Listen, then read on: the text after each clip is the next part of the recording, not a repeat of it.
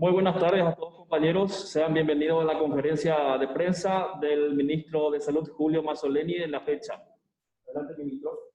Sí, muy buenas tardes. O permanencias en la actual fase de la cuarentena. El Ministerio de Salud allí. Muy buenas tardes. Les saludo desde el Ministerio de Salud Pública. Muchas gracias a los medios de prensa por poder comunicarnos con la ciudadanía. Hoy quiero presentarles un poquito un reporte de la semana y después entrar en lo que tiene que ver con las fases. En primer lugar, en la semana hemos tenido una reunión de prensa muy importante donde se han establecido algunos nuevos protocolos que tienen que ver con el alta de aquellos que están guardando aislamiento, ya sea en su domicilio como aquellos que también están en albergues. Quiero poner bajo la atención de la gente simplemente las dos primeras líneas, lo que muestran en rojo y el periodo de tiempo donde una persona permanece como contagiosa. En los últimos tiempos hemos tenido información muy robusta desde el punto de vista científico que nos demuestra que las personas que tienen síntomas leves, es decir, aquellas personas que son asintomáticas y leves y que están en la comunidad, que no están internadas, tienen un máximo periodo de contagio de 2 semanas. Es por ello que el nuevo protocolo entonces establece un tiempo máximo de 3 semanas para permanecer en aislamiento o en albergues. La evidencia científica se basa en revistas de mucho prestigio, como el Lancet, como el New England, como el Nature, entre otros, ¿verdad? Y básicamente tenemos estas dos conclusiones importantes, como les decía, un máximo de 21 días. Eso nos permite no solamente un uso racional de los recursos, pero aún más importante que eso, también preservar la salud y de las personas que están guardando aislamiento. Otro aspecto que también estuvimos distribuyendo que puede ser de mucha utilidad en todos los ámbitos donde nos manejamos en términos de trabajo es el siguiente. Cuando tenemos un caso positivo, lo más importante es identificar a los contactos. Pero ¿quién es un contacto? Un contacto es una persona que está a menos de 2 metros de otra, que está en contacto con esa persona por más de 15 minutos, pero que además no ha guardado la protección debida con el uso de mascarillas o ha tenido un contacto indebido. Entonces, ese es el tipo de contacto.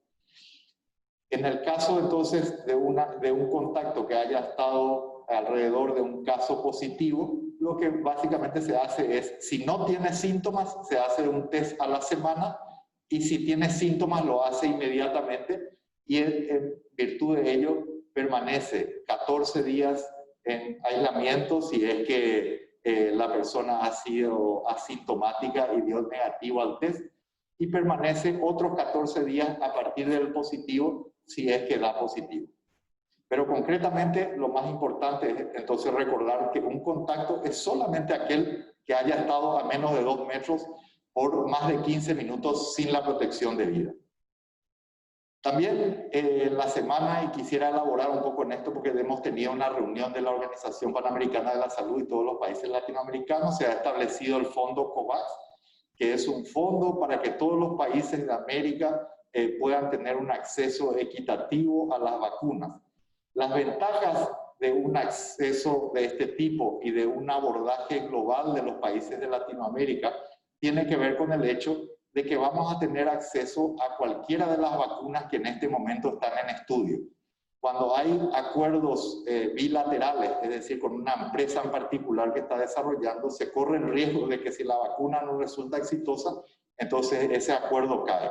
Entonces el Paraguay, como parte de la OPS con esta estrategia COVAX, va a estar en acuerdo con todos los proyectos de vacunas que están en este momento en estudio y tendrá un acceso equitativo a ellas cuando alguna de ellas resulte exitosa, sin perjuicio de que podamos hacer los contactos de manera bilateral con alguna empresa en particular de distribución o de producción de la vacuna.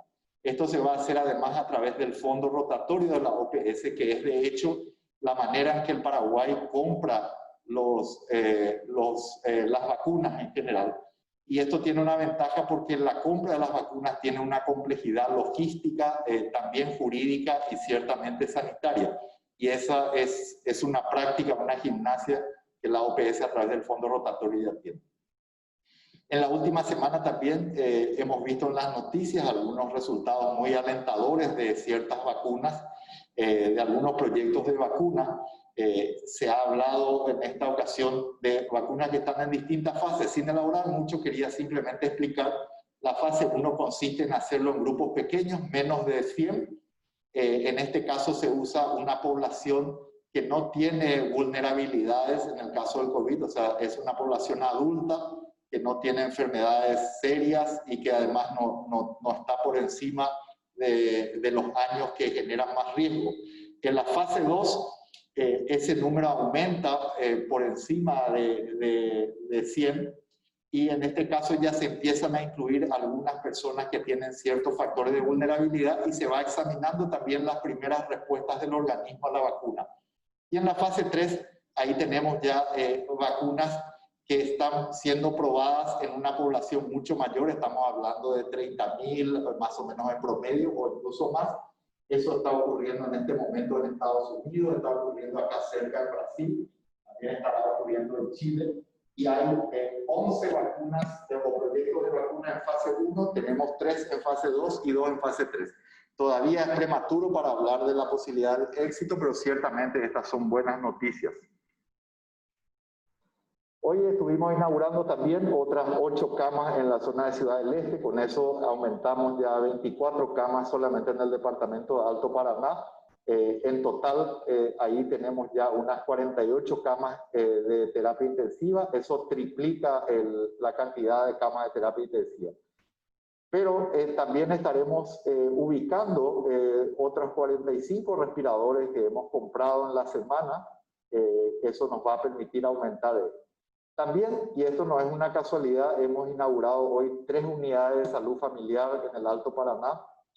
Estas unidades de salud familiar hicimos cuestión de poder ir a inaugurarlas hoy y visitarlas porque el mensaje que hemos transmitido a la comunidad es que a través de la atención primaria de salud tenemos que salir a las casas, golpear las puertas de las casas y poder educar y seguir insistiendo con las medidas de distanciamiento, de uso de mascarillas y de higiene de manos y seguir peleando esto el mayor tiempo posible fuera de los hospitales, que es donde tenemos las mayores ventajas para poder seguir manteniendo números auspiciosos. El Paraguay ha hecho muchos esfuerzos, ha partido de poca capacidad instalada para los test y sobre todo dentro de la estrategia de la búsqueda de contactos, de buscar la trazabilidad. Por cada test positivo que se da en Paraguay, le hacemos test a otras 32 personas. Eso nos ubica como segundo país en Latinoamérica en rastreo de contactos. Eso demuestra realmente un gran esfuerzo de todo el Ministerio de la Dirección de Vigilancia de la Salud y las unidades epidemiológicas y todas las regiones sanitarias, por lo que estamos muy agradecidos con nuestro personal. A la fecha llevamos más de 92.000 test hechos, estamos manteniendo promedios por arriba de 2.000, lo estamos haciendo de manera sostenida y estamos llegando a gran parte de la población con el esfuerzo del rastreo de los contactos. La proporción de fallecidos por total de casos se mantiene casi constante. No obstante, es necesario entender que en las últimas semanas, incluso por fuera de lo que tuvo que ver con el brote en el penal de Ciudad del Este, hemos tenido un aumento acumulado de casos. De hecho, la incidencia acumulada de casos activos en la comunidad, es decir, aquellos casos que están en la comunidad y todavía están en un nivel de contagiosidad, ha aumentado significativamente en algunas zonas del país. El promedio del país es una tasa de 23 por 100.000 habitantes. Existen 3 regiones que están por encima de esa tasa y esas regiones son el Alto Paraná, Central y la capital. En virtud de ello, hemos recomendado al señor presidente el avance a la fase 4 con excepción del departamento de Alto Paraná, de Central y de Capital.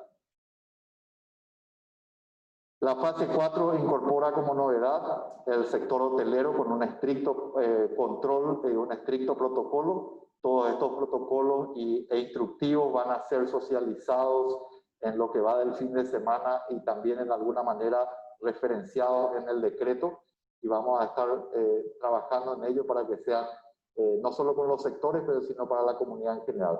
En el ámbito del sector religioso, también en las zonas donde se avanza fase 4, se va a mantener los criterios que hemos recomendado de seguridad, y vamos a aumentar el número a 50. El sector cultural también, con estrictas medidas de protocolo, para poder asistir a ciertos eventos, va a ser autorizado, pero va a tener cuidados realmente especiales. Las actividades deportivas se van a aumentar a un número de 4 en aquellas zonas que pasen a fase 4.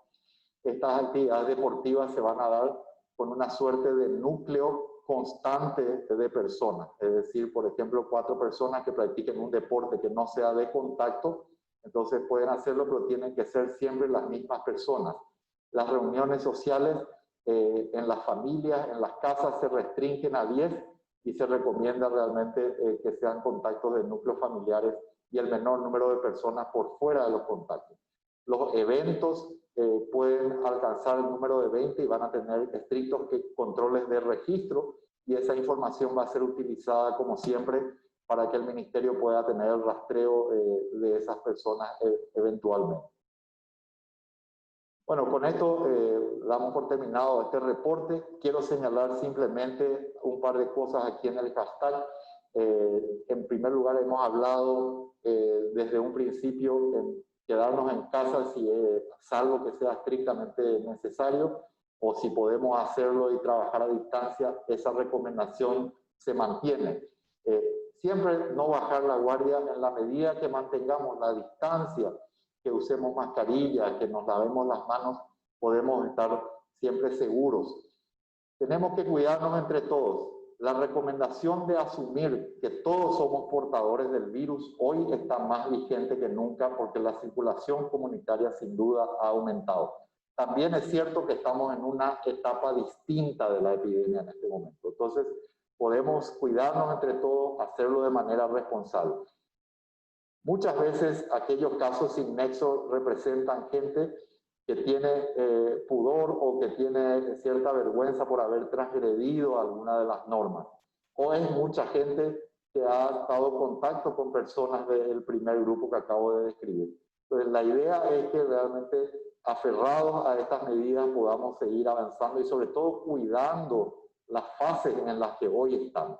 Si lo hacemos de esa manera, podemos tener una vida segura, y sobre todo estamos hablando de un modo seguro de vivir. Este modo seguro de vivir, incorporando las recomendaciones que todo el mundo sabe, pero que tenemos que reiterar una y otra vez, nos permite poder estar en cualquier fase de una manera correcta, de una manera segura. Muchas gracias. La ronda de consulta, ministro, la primera que se plantea es que si bien somos uno de los países que mejor maneja la cuarentena en la región, teniendo en cuenta la cantidad de habitantes y la proliferación de la enfermedad, ¿se piensa en retroceder en la cuarentena? Siempre es una posibilidad. Cuando hablamos de la cuarentena inteligente, hemos enfatizado en varias ocasiones que este es un proceso dinámico en el cual uno puede avanzar, puede retroceder, se puede plantar en una zona, e incluso si hace falta se toman medidas drásticas, ¿verdad? Entonces uno continuamente está monitoreando estos indicadores epidemiológicos. Prueba de ello es lo que acabamos de recomendar, que tiene que ver con el avance también por sectores o por regiones. Con relación al torneo Apertura, ¿todos los jugadores volverán a realizarse el test? Sí, hay un protocolo muy estricto que fue trabajado con el Ministerio de Salud Pública. Ese protocolo establece controles periódicos y en este caso también están previstas situaciones como la que se han dado hoy. Bueno, se va a trabajar de manera estrecha con la Asociación Paraguaya de Fútbol, siempre precautelando por encima de todo la salud de la gente que está involucrada en el ámbito del fútbol. Lo que respecta a las muestras, ¿qué presupuesto se tiene o para cuántas muestras más se tienen previstas? Sí, nosotros tenemos en este momento un llamado abierto por un número de 250.000 muestras.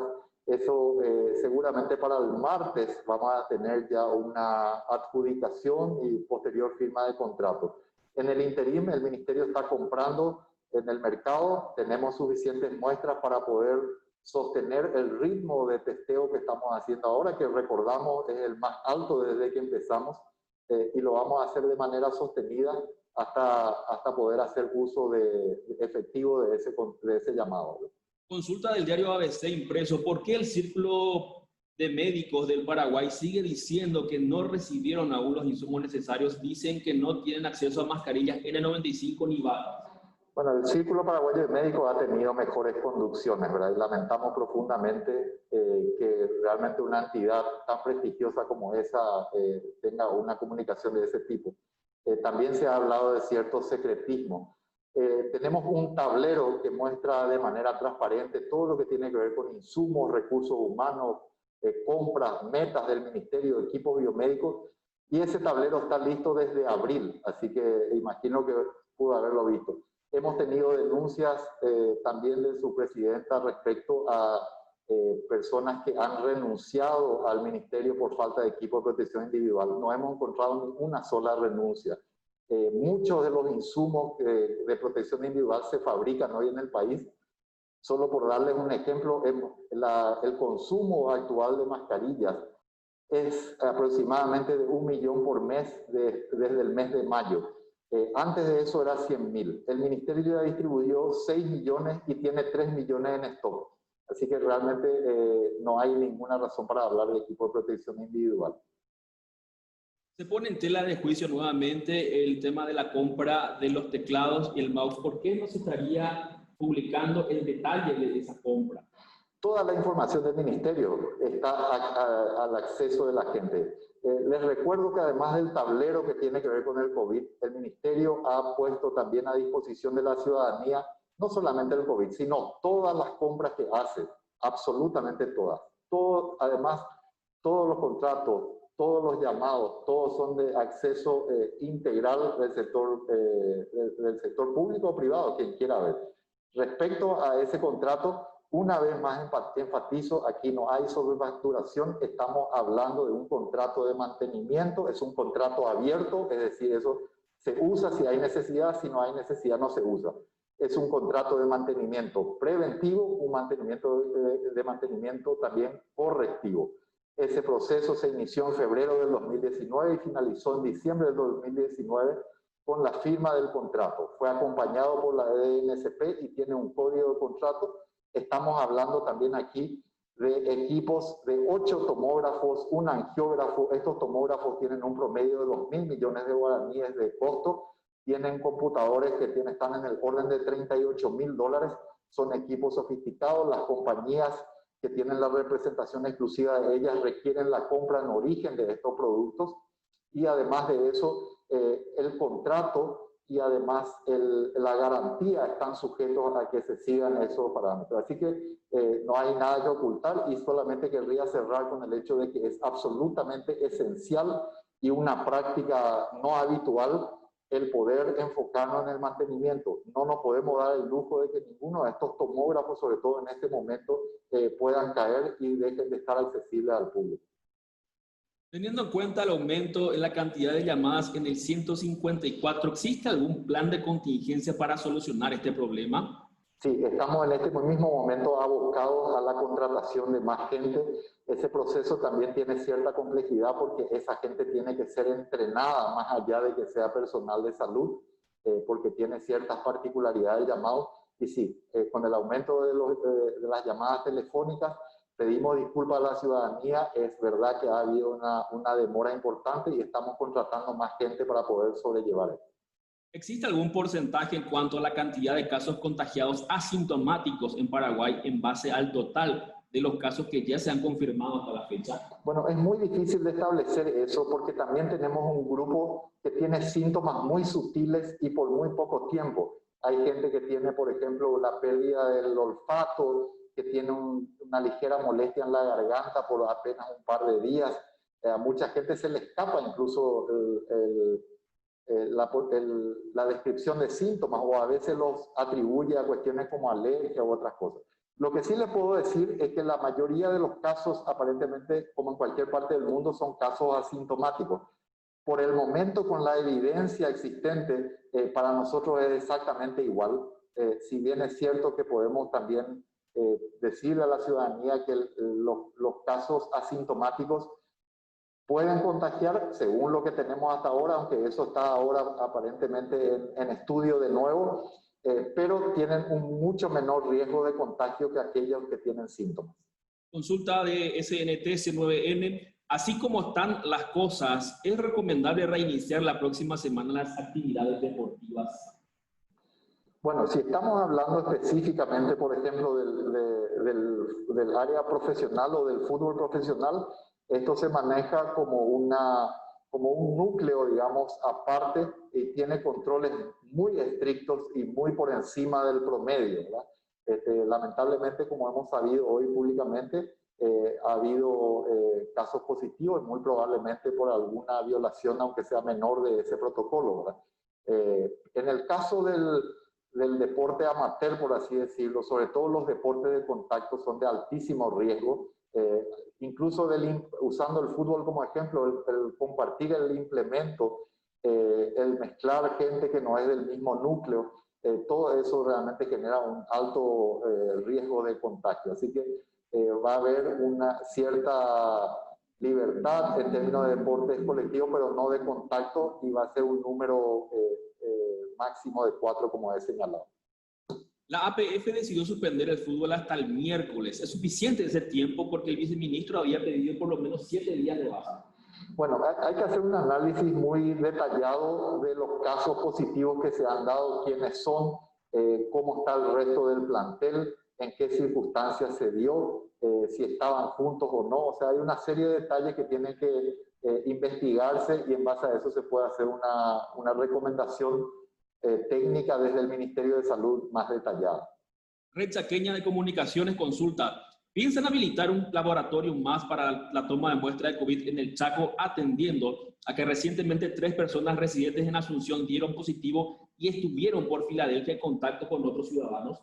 El Ministerio ininterrumpidamente está aumentando su red y capacidad de laboratorio. De hecho, esta tarde estuve por el INERAM, donde el INERAM también está habilitando su laboratorio biomolecular para el efecto. También está en parte de infraestructura, la zona de Ciudad del Este.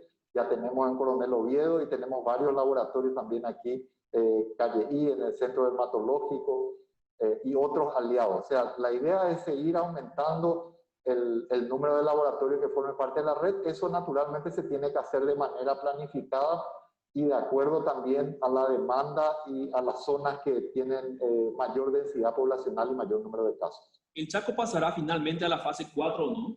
Sí, como mencioné, el país, excepto las 3 zonas ya referidas, Alto Paraná, Central y Capital. Pregunta de ABCTV.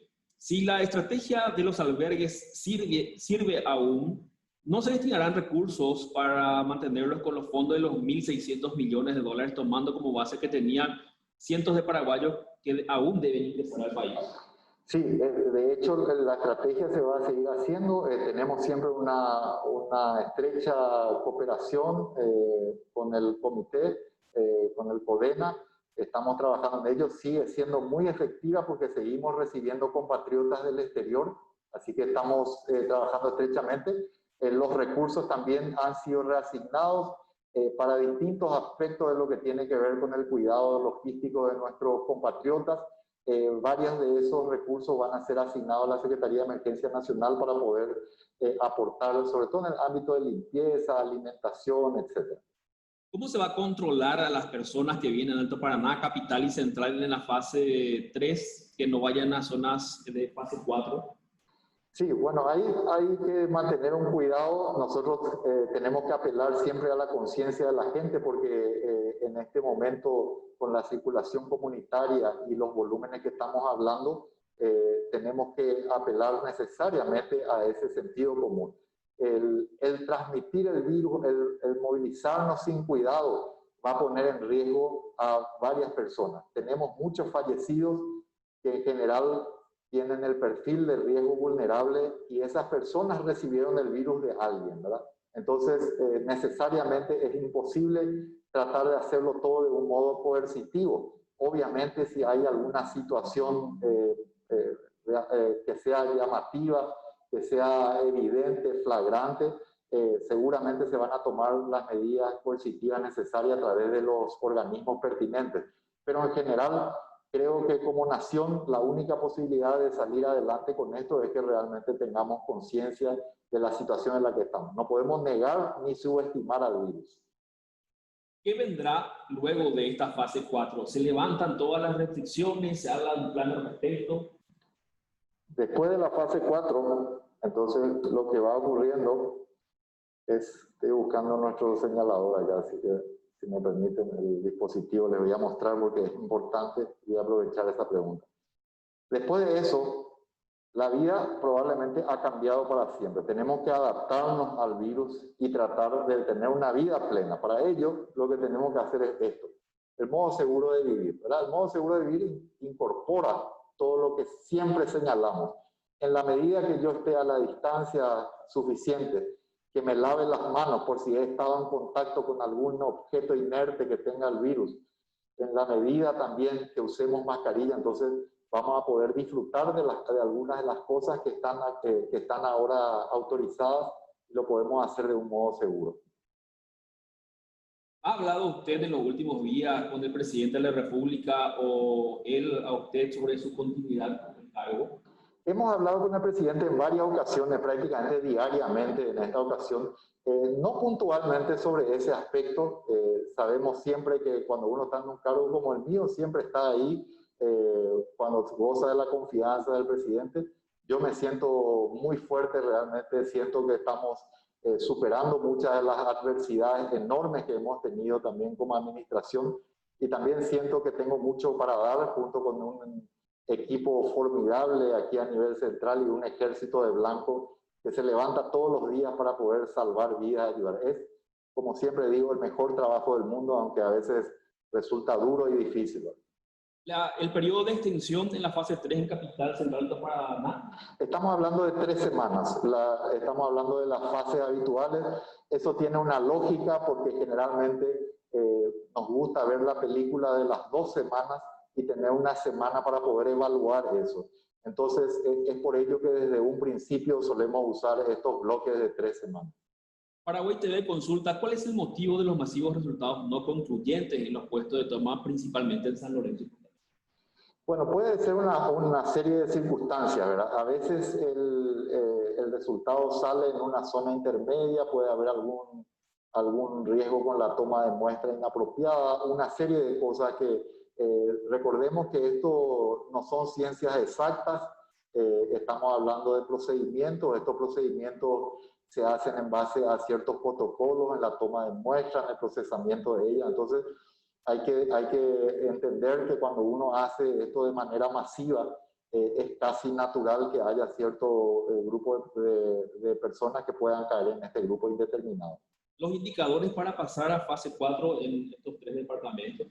Sí, bueno, yo creo que en términos generales, para ponerlos sencillos, hemos visto un aumento de los casos que ha situado esa tasa que yo mencionaba. La tasa promedio del país son de 23 casos acumulados por 100.000 habitantes y todos estos estaban por encima, ¿verdad? Y venían en un ritmo de constante crecimiento. Si nosotros notamos que aunque haya muchos positivos, pero se mantiene el mismo nivel y no se plantea un patrón de crecimiento y además nuestro sistema de salud está respondiendo, el número de fallecimientos proporcional o de casos de terapia intensiva se mantiene, entonces esas son situaciones que uno puede tener en cuenta para considerar que estas regiones puedan pasar de fase eventualmente. ¿Cómo evaluaría esta fase 3 al ver la cantidad de casos, sobre todo los sin nexo? ¿Era esperable? ¿Se considera un fracaso? ¿Era menor de lo que esperaba? No, es una situación que uno proyecta dentro de los escenarios posibles, sobre todo porque cuando cuando tomamos la decisión de desescalar en las medidas a través de la cuarentena inteligente, eso significa asumir riesgos. Y se asumen riesgos porque existen otros problemas. Tenemos que retornar de alguna manera a la actividad económica de manera global, hay que ser realista. Lo que sí preocupa es que aunque la inmensa mayoría de la ciudadanía sigue aferrada a las medidas de cuidado, existe un grupo realmente que no lo hace y que pone en riesgo a los demás. Y también es una cuestión que a veces la negación o subestimar al virus nos puede dejar en problemas. Quiero poner especial énfasis también en la gente joven, ¿verdad? Mucha de la gente joven, de esta gente joven, tiene una versión casi asintomática de la enfermedad y es la que puede transmitir a la gente vulnerable, a las personas con enfermedades, a las personas mayores. Tenemos casos de personas muy añosas entre los internados y los fallecidos, personas que difícilmente estén recorriendo sus comunidades. Entonces, evidentemente, ahí es donde está el riesgo mayor. Cuidemos a nuestra gente vulnerable y a nuestra gente mayor. Dos últimas consultas, ministro. Recordar nuevamente cómo sería la temática de las misas, por ejemplo, las de Cacupé y los cultos religiosos. Sí, por ahora, para poder hacer un control estrecho de los cultos, nosotros estamos limitando en 50 esto, ¿verdad? Eso, naturalmente, toda vez que el espacio físico del centro de culto permita un distanciamiento de al menos 2 metros y hay otras cuestiones muy estrictas en cuanto al protocolo. A la fecha ha habido una gran colaboración de todos los sectores religiosos y no tenemos en este momento ningún caso confirmado a partir de un centro en las próximas 3 semanas estaremos valorando si esto es posible de flexibilizar o no.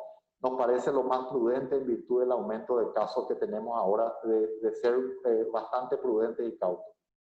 Lo que respecta al fútbol amateur y las canchas sintéticas que habían anunciado la apertura a partir del lunes, sea cual sea el escenario, ¿cómo se podría estar manejando esa situación? Bueno, lamentablemente yo no puedo recomendar eso desde el punto de vista sanitario. Cualquier deporte de contacto realmente genera un altísimo riesgo de contagio. Entonces, yo me veo en la obligación no solamente de establecer estas recomendaciones al Poder Ejecutivo, sino también al propio público, ¿verdad? Yo creo que no está en el mejor interés de la gente el participar todavía de este tipo de deporte.